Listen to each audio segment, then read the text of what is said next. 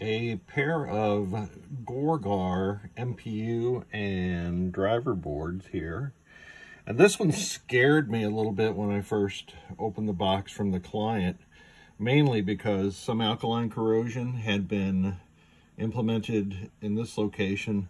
But the really scary thing was that every chip on the board is socketed. It turns out my fears were not realized, and this board booted up right away, which is super nice. I replaced the power filter cap. It's 100 microfarad 25 on both the CPU and the driver board.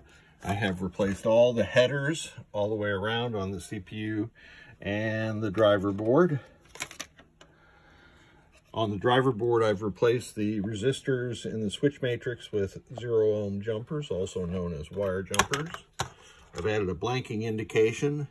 And the driver board, the female 40-pin connector, had a few pins that were not quite right, so I replaced that connector.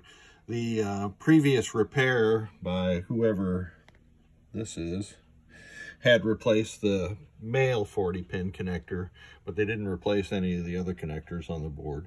They had also installed a coin cell battery connection here, which is just fine.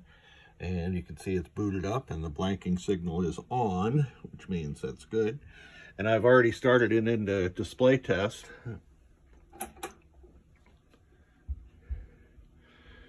And it is operating correctly. Oh, I forgot the other thing that I did to this driver board, since this one's going to be on location, is I implemented the FET mod. So these are IRF 9530 FETs. There are several other FETs that you can use in addition to the 9530. And I've implemented, these are 10K resistors, and on the back side there's 10K resistors also.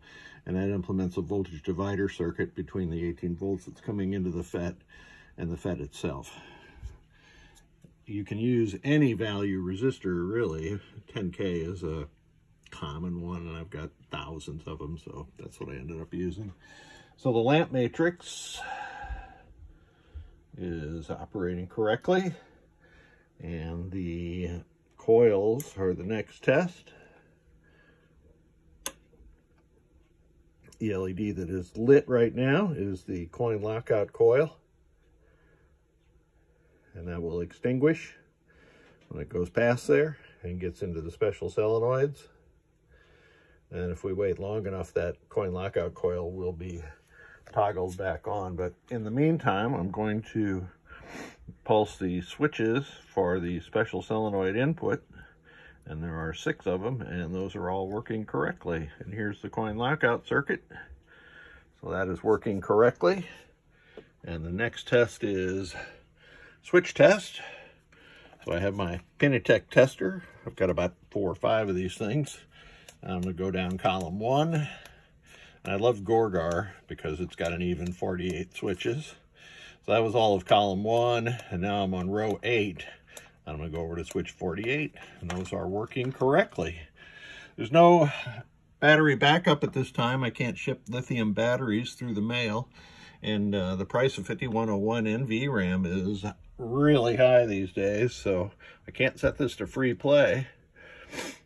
Let's see what happens if I go through. Yeah, the System 6 didn't reboot automatically.